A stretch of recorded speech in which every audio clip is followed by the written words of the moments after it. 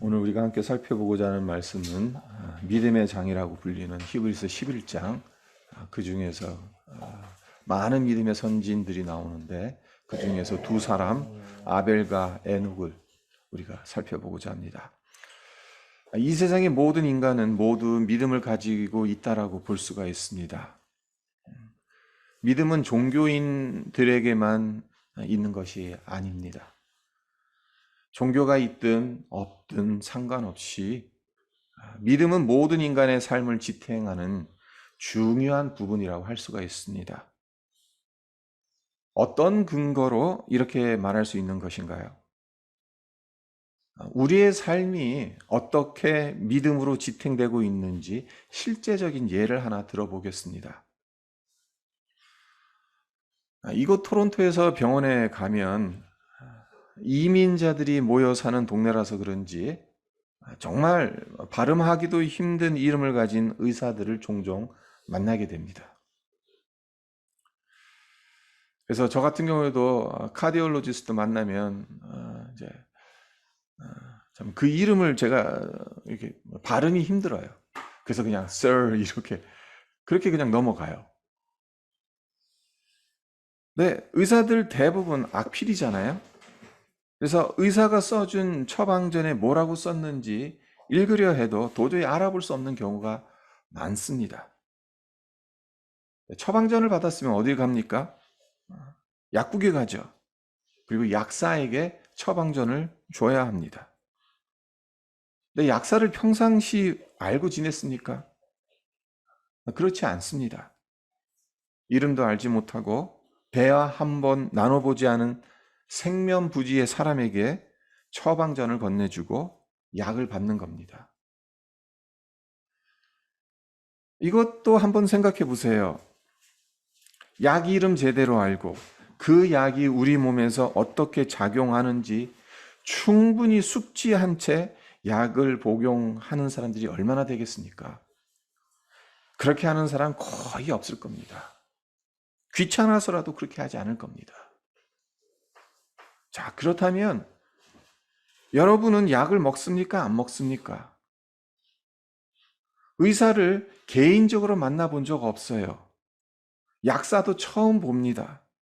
약에 대한 지식 거의 없어요. 그런데도 우리는 아무 의심 없이 약을 먹습니다. 왜 그렇습니까? 믿기 때문이죠. 사람들을 믿고 의료 시스템을 믿기 때문에 내 손에 든 약이 나를 죽일 수 있는 독약이 아닌 나의 병을 고치는 약이라는 것을 믿기 때문에 그 약을 먹는 겁니다. 이 믿음이 없으면 우리는 이 세상에서 살아가기가 힘들겠죠. 항상 누군가 나를 해하려고 하고 나를 죽이려고 하고 그런 두려움 속에서 살아간다면 어떻게 되겠어요? 근데 우리는 이 사회 구성원들이 법을 지키고 또 그 법을 수행하기 위해서 많은 인력들이 지금도 우리를 지키고 있다는 것. 이 시스템, 사람들 신뢰하기 때문에 우리가 이 세상을 살아가는 거예요. 실제로 이 세상이 그렇게 돌아가고 있는 겁니다. 그렇습니다. 우리가 믿지 않는다면 이 세상에서 살아간다는 것은 매우 힘듭니다. 믿음이라는 든든한 반석이 지탱해주고 있기 때문에 이 세상이 돌아가고 있는 겁니다. 하지만 우리가 간과하지 말아야 할 것이 있어요. 우리가 믿는 것 자체도 참 중요하기는 합니다만은 이것보다 더 중요한 것이 있다는 거예요. 믿음의 대상이 더 중요하다는 거예요. 무엇을 믿느냐, 누구를 믿느냐가 더 중요하다는 거죠. 믿음, 사전적 정의는 초자연적인 대상을 신뢰하는 거예요. 이런 점에서 신앙생활은 절대자에 대한 믿음을 가지고 살아가는 것이다 라고 말할 수 있고, 이 정의대로 하자면 부처를 믿는 불교 신자나 알라신을 믿는 모슬렘 신자나 수만의 신들을 믿는 힌두교 신자나 모두 다 신앙생활하고 있다라고 볼 수 있습니다. 네, 틀린 말은 아니죠. 그리고 다른 종교를 폄하할 이유도 없어요.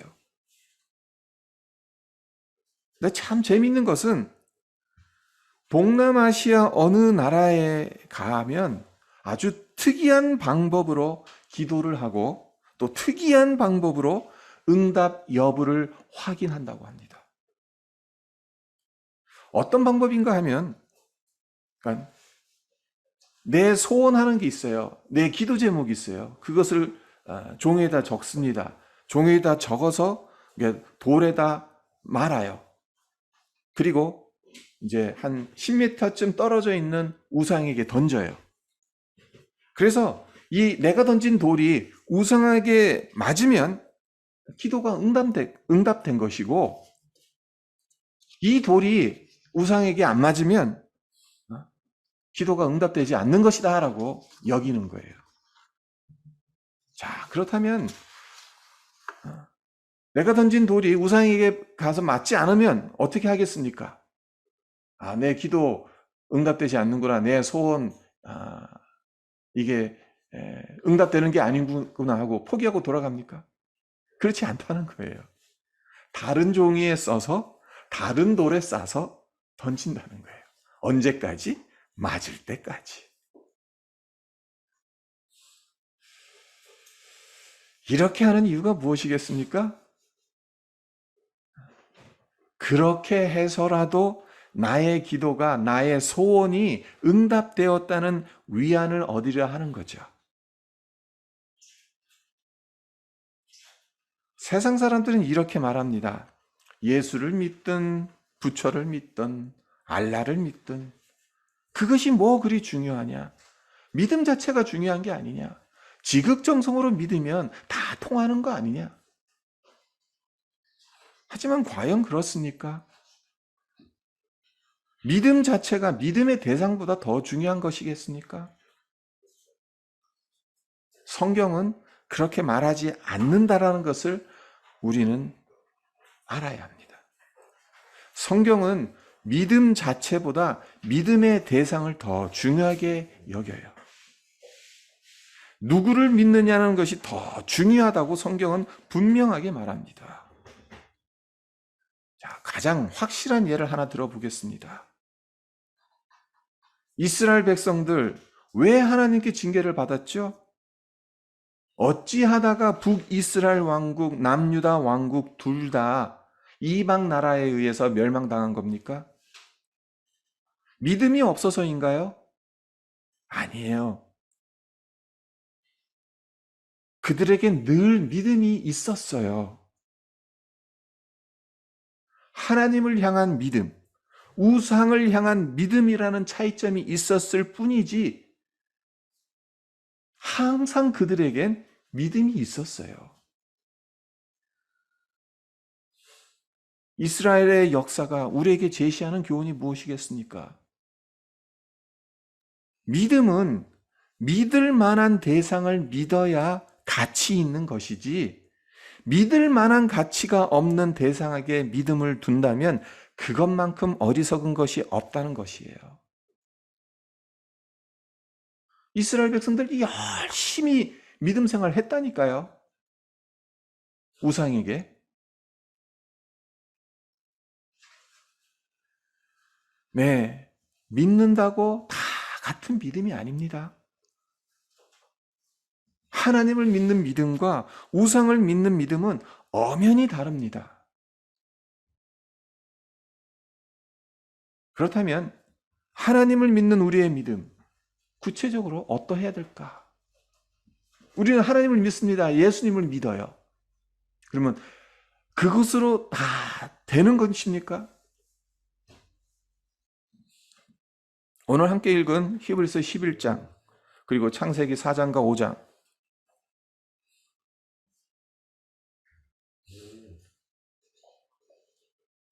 아벨과 에녹을 우리가 살펴보면서 도대체 믿음이 무엇인가? 그것을 우리가 살펴보고자 합니다. 히브리서 11장에 보면 아주 수많은 믿음의 선진들이 등장하죠. 수많은 믿음의 사람들을 소개하면서 믿음이란 이런 것이라고 설명하고 있어요. 왜 히브리서 기자가 이런 식으로 믿음을 설명하는 것이겠어요? 그냥 정의를 내리듯 믿음은 이러이러한 것이다 라고 하지 않고 사람을 예를 들면서 에녹은 이렇게 살았다, 아벨은 이렇게 살았다, 노아는 이렇게 살았다, 아브라함은 이렇게 살았다. 그러면서 우리에게 믿음이 무엇인지를 제시하는 이유가 무엇이겠습니까? 그것은 믿음은 단순히 종교적인 신조나 교리를 신봉하는 것이 아니라 하나님과의 실제적인 인격적인 관계를 맺어가는 것임을 보여주기 위해서예요. 그러니까 기독교적인 믿음과 다른 종교의 믿음과 가장 구별되는 그 지점이 어디냐 하면은 기독교에도 교리가 있어요. 신조가 있어요. 그것을 믿죠. 그것이 바탕이 돼요. 그거가 근거가 돼요. 우리가 믿는 하나님, 우리가 믿는 예수님, 성경에 나오는 그 말씀의 근거에서 믿는 것 아닙니까? 하지만 그것에서 멈추지 않는다는 거예요. 그것에서 그치지 않는다는 거예요. 그것이 내 삶 속에서 실제적으로 경험되어지는 차원으로까지 나가는 거예요. 근데 다른 종교의 경우에는 대부분 어떻습니까? 그냥 교리만 믿으면 돼요. 신조만 믿으면 돼요. 그러니까 경전을 외우죠. 신과의 어떤 실제적인 관계 맺음은, 소통함은, 그런 것들은 그렇게 중요하게 생각하지 않아요. 근데 한번 생각해 보십시오. 우상과 교제할 수 있습니까? 관계를 맺을 수 있겠어요? 아무것도 할 수 없는데, 보지도 못하고 듣지도 못하고 말도 못하는 우상이 우리와 어떻게 관계를 맺을 수 있고 교제를 할 수 있겠어요? 소통을 할 수 있겠어요? 말이 안 되죠. 그러니까 당연히 교리를 갖다가 신봉하는 차원에 머물 수밖에 없죠. 구약 성경을 보면 하나님을 아브라함의 하나님, 이삭의 하나님, 야곱의 하나님이라고 부르는 경우가 참 많지 않습니까? 왜 그렇게 부르느냐 하면요. 아브라함이 하나님과 인격적으로 맺은 관계라는 거예요. 이삭이 하나님과 인격적으로 맺었다라는 거야. 야곱이 하나님과 인격적으로 관계를 맺었다라는 거예요. 그래서 하나님이 누구의 하나님이냐? 야곱이, 이삭이, 아브라함이 인격적으로 관계를 맺고 소통했던 하나님이다. 그렇게 소개하는 겁니다. 생각해 보십시오. 생면부지의 사람이 여러분에게 저에 대해서 묻는다면 여러분은 뭐라고 대답하시겠습니까? 송만비 목사는 어느 학교를 나왔고 어쩌고 저쩌고, 은행에 잔고는 얼마가 있고 지금 집에 렌트해서 살고, 그런 것들을 말씀하시겠습니까? 아니면 제 나이, 키, 몸무게 이런 것들을 말씀하시겠습니까? 그런 정보 없는 것보다도 있는 것이 낫겠지만 그런 정보가 저를 충분하게 설명해 주진 못하죠. 그러니까 저에 대한 정보를 여러분이 어느 누군가에게 말하려면 이러이러한 삶을 살아왔다, 예수님을 어떻게 만났다, 왜 목사가 되었는가, 그런 부분들에 대해서 이야기를 하시지 않겠습니까? 그렇습니다. 그 사람이 어떤 사람인지를 알려면 그가 누구와 함께 시간을 보내고 누구에게 가장 많은 에너지를 쏟아부었는지, 그리고 누가 이 사람에게 관심을 주는지를 봐야 돼요. 이와 마찬가지로 하나님이 누구신지를 알기 원한다면 하나님이 관심을 쏟는 자들, 그리고 하나님께 관심을 쏟아붓는 자들, 그 사람들을 봐야 하는 거예요. 그래서 히브리서 11장에서 믿음의 장이라고 하는 히브리서 11장에서 여러 믿음의 선진들을 우리에게 소개하고 있는 거예요. 믿음이란 결국 하나님을 소개하는 것이기 때문에, 하나님이 어떤 분인지를 우리에게 소개하는 것이기 때문에, 그냥 믿는 것이 중요한 것이 아니라 그 믿음의 대상인 하나님이 어떤 분이신지를 우리에게 알게 해주려고 하기 때문에 믿음의 장에서 수많은 믿음의 선진들을 우리에게 소개하고 있다는 겁니다. 믿음이란 인격적인 관계 안에서 설명되는 것이지 단순히 머리로 이해되는 차원에 머무르는 것이 아닙니다. 자, 오늘 아벨과 에녹 두 사람을 통해 믿음이 무엇인지 살펴보고자 하는데요. 먼저 아벨에게서 발견될 수 있는 점이 무엇이겠습니까? 4절을 보세요. 믿음으로 아벨은 가인보다 더 나은 제사를 하나님께 드림으로 의로운 자라 하시는 증거를 얻었으니 하나님이 그 예물에 대하여 증언하심이라. 그가 죽었으나 그 믿음으로써 지금도 말하느니라. 아벨은 성경에 나오는 첫 번째 예배자라고 말할 수 있습니다. 진실된 마음으로 예배를 드린 사람입니다. 두 번째 본문인 창세기 4장 1절과 5절을 보면 아벨이 어떤 사람이었는지를 더 자세히 알 수가 있죠. 그래서 3절과 4절을 제가 다시 한번 더 읽어드릴게요. 세월이 지난 후에 가인은 땅의 소산으로 제물을 삼아 여호와께 드렸고 아벨은 자기도 양의 첫 새끼와 그 기름으로 드렸더니 여호와께서 아벨과 그의 제물은 받으셨으나. 가인과 아벨이 하나님께 제물을 드렸죠. 가인은 땅의 소산으로, 아벨은 양의 첫 새끼 기름으로 하나님께 제사를 드렸어요. 이 제물을 하나님께서 어떻게 반응하셨습니까? 아벨과 그 제물은 받으셨 반면에 가인과 그의 제물은 받지 않으셨어요. 그래서 많은 성경학자들이 그렇게 추론을 하죠. 가인의 제물은 받지 않고 아벨의 제물을 받은 이유가 뭐냐? 가인은 땅에 소산물을 드렸기 때문이다. 피가 들어가 있지 않기 때문이다. 아벨의 제사는 가축을 잡아서 드렸기 때문이다. 그렇게 말하는 성경학자들이 많아요. 근데 그 5대 제사법을 보면, 레위기나 출애굽기에 보면 소제도 제사예요. 거긴 피가 없어요. 왜냐하면 곡식을 볶아서 빻아서 드리는 제사니까. 그러니까 이 설명은 충분하지가 않다는 거예요. 아벨의 제사는 피가 있어서 하나님이 받으신 거고 가인의 제사는 피가 없어서 받지 않으셨다. 그게 아니라는 거예요. 이것보다 더 궁극적인 이유가 있다는 겁니다. 그것이 무엇이겠습니까? 우리가 이 창세기 3절, 4절, 창세기 4장 3절과 4절에서 주목해서 봐야 할 두 가지가 있어요. 첫째는 뭐냐면은 세월이 지난 후에라는 단어입니다.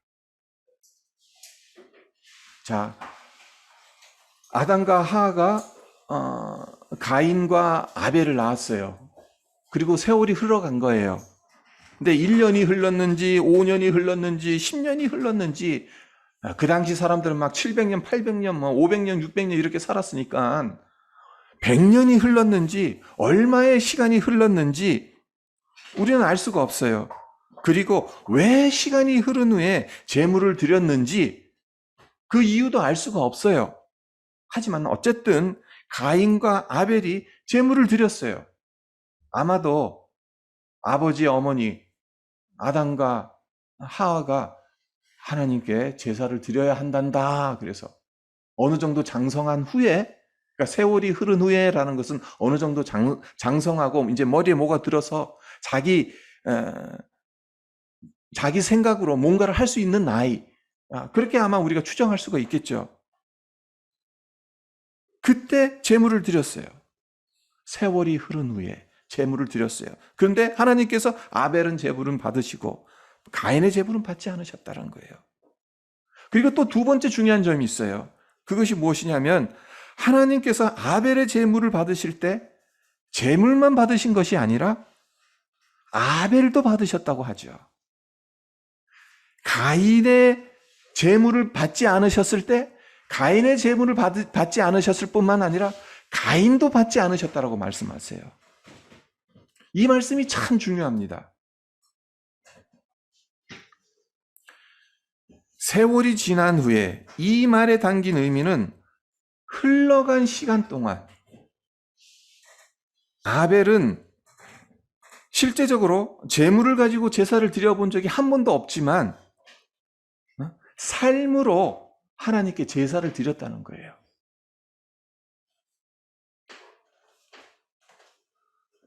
하나님께서 아벨의 제물과 아벨을 받으셨다는 것은 아벨이 평상시 헌신의 삶을 살았다는 것을 보여준다라고 추측할 수가 있습니다.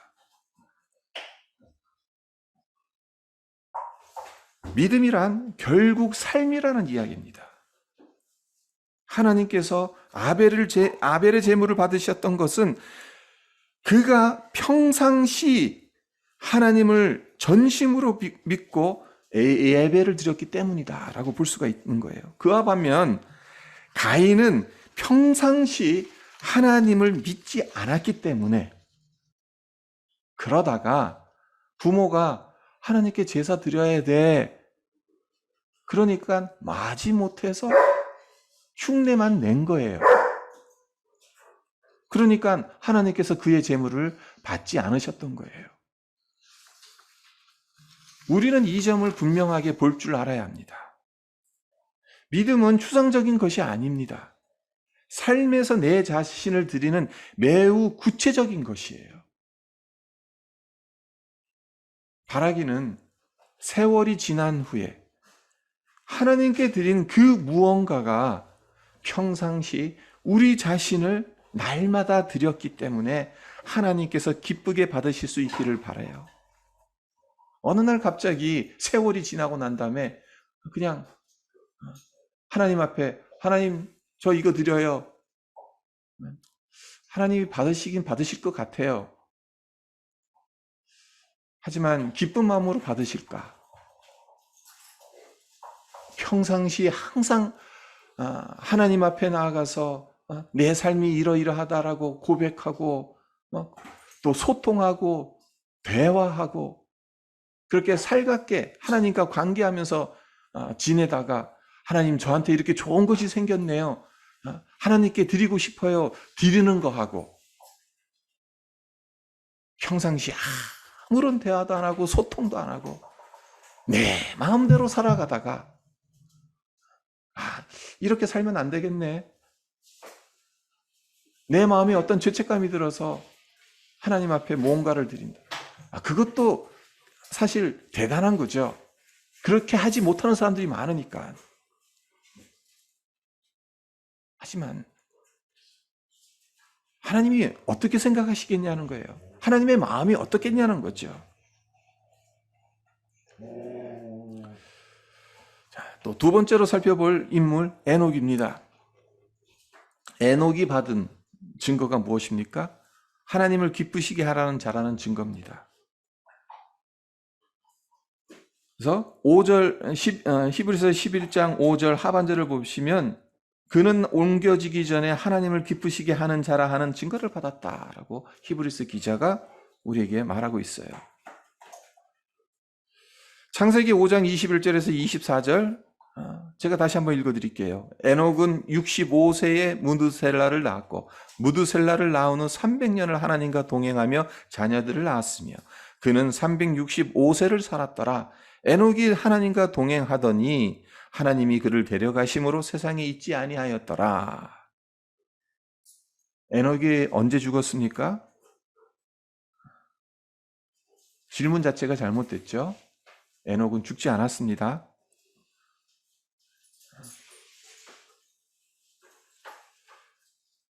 365세를 살다가 하나님께서 데려가셨습니다. 다른 그 당시의 사람들과 비교해서는 반도 못 살았어요. 대부분 막 600년, 700년, 오래 산 사람들의 경우에는 뭐 900년까지 살고, 오늘날로 치면은 100세 시대로 치면 한 35세 죽은 거예요. 요절한 거예요. 근데 중요한 건 어떻게 된 겁니까? 하나님과 동행했다는 거죠. 죽은 게 아니라는 거죠. 제가 말 잘못했네요. 죽은 게 아니라 그냥 살다가 어느 날 갑자기 하나님께서 데리고 가셨어요.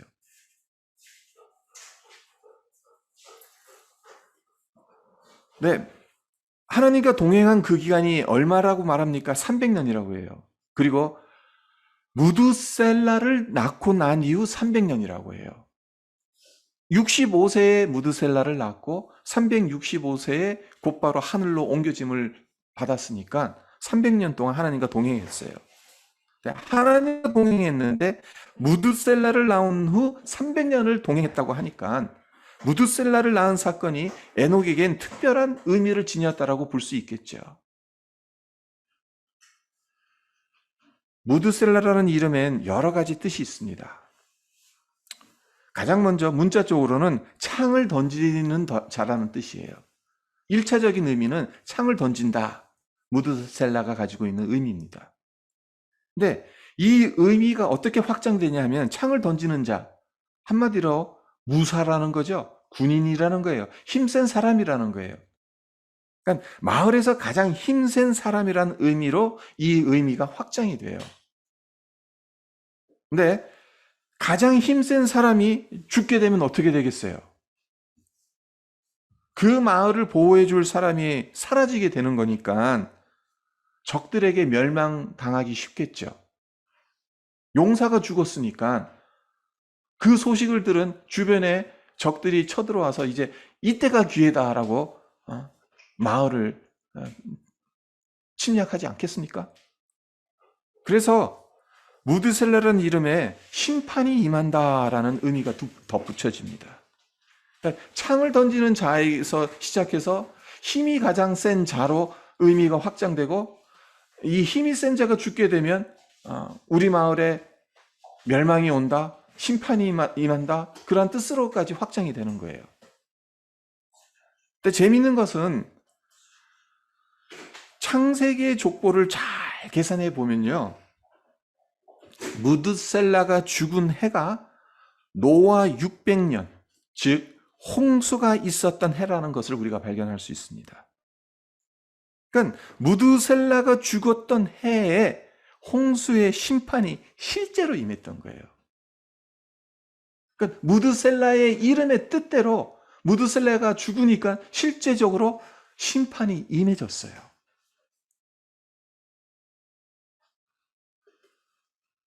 에녹이 아들의 이름을 무드셀라라고 붙인 이유가 하나님께서 앞으로의 일을 계시하셨기 때문인지 우리는 알 수는 없습니다만은, 분명한 것은 아들의 이름을 심판이라는 의미를 지닌 무드셀라라고 지어놓고 심판을 염두에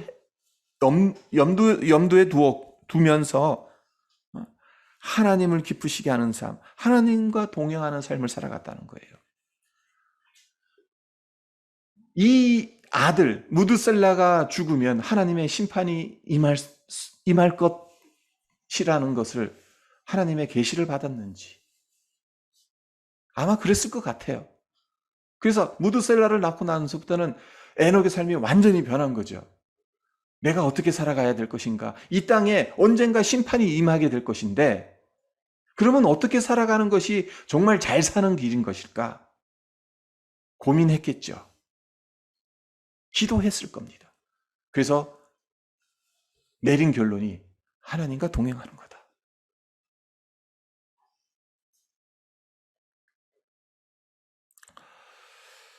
에녹에게 믿음은 한마디로 하나님과 동행하는 것이었어요. 자, 오늘 아벨과 에녹 두 사람의 삶을 통해서 믿음이 무엇인지를 살펴보았어요. 근데 히브리서 11장 4절 5절 아벨에게나 에녹에게나 똑같이 적용되는 단어가 있죠. 무엇입니까? 일단은 믿음이라는 단어가 나오고요. 믿음으로 아벨은이라고 되어 있고 믿음으로 에녹은이라고 되어 있어요. 그리고 또 중요한 단어가 뭡니까? 증거라는 단어죠. 그래서 4절에 아벨에 대해서 어떻게 이야기를 하면은 하나님이 그 예물에 대하여 증언하심이라. 그가 죽었지만 그 믿음으로써 지금도 말한다. 그리고 에녹에 대해서는 하나님을 기쁘시게 하는 자라 하는 증거를 받았다. 그러니까 믿음은 무엇을 남긴다는 겁니까? 증거를 남긴다는 거예요. 증거는 다른 말로 뭐냐면은 흔적을 남긴다는 거예요. 지난 주일에도 설교 시간에 말씀을 드렸습니다마는 우리가 남겨야 될 삶의 흔적들,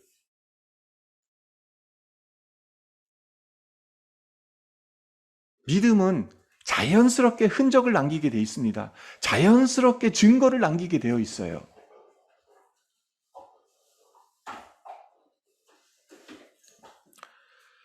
그리고 그 증거는 다른 말로 하면은 삶의 내용이 있다는 거죠. 내용이 있으니까 흔적이 남는 것 아니겠습니까? 우리의 믿음, 삶 속에서 하나님과 소통하며 하나님과 실제적이고 인격적인 관계를 맺어가는 믿음인가?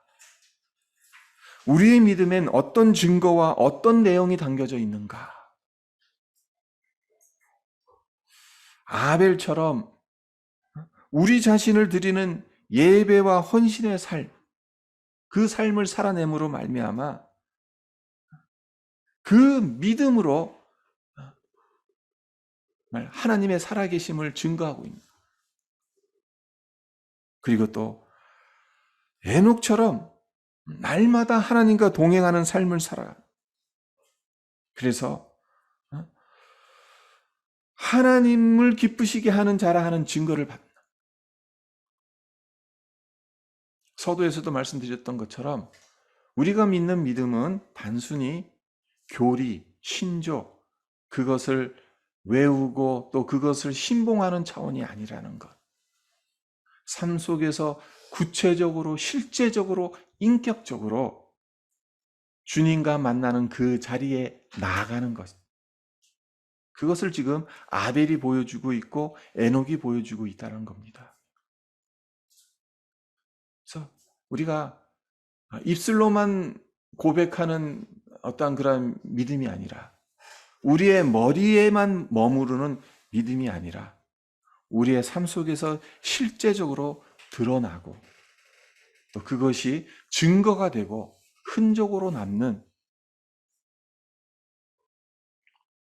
그렇게 그런 식으로 우리의 믿음의 삶을 살아가시기를 주님의 이름으로 축원드립니다. 잠깐 기도하겠습니다. 하나님, 참 우리는 어떤 모양으로든 믿음이 있습니다.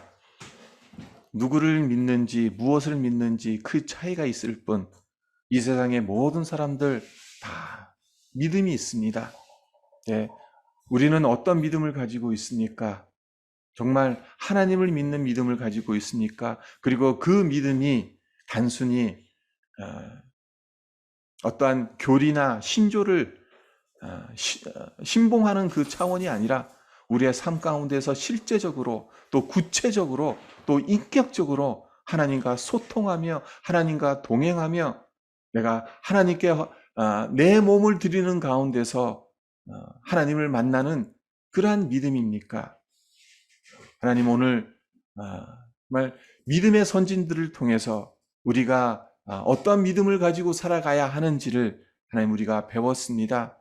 하나님 이제껏 하나님 우리가 그렇게 살아왔지만 앞으로도 그렇게 살아갈 수 있도록 하나님 정말 우리의 믿음이 추상적인 믿음에서 아버지 머무르는 것이 아니라 삶 속에서 증거가 되고 흔적을 남길 수 있는 그러한 구체적인 믿음으로 하나님 앞에 설 수 있게 하여 주시옵소서. 그렇게 우리가 살아갈 수 있는 힘을 허락하여 주시고 날마다 주님의 말씀 안에 거하는 가운데 그 말씀을 붙들고 살아감으로 우리의 삶 가운데서 하나님 믿음의 흔적들을 남기는 우리 모든 성도들 되어줄 수 있도록 축복하여 주시옵소서.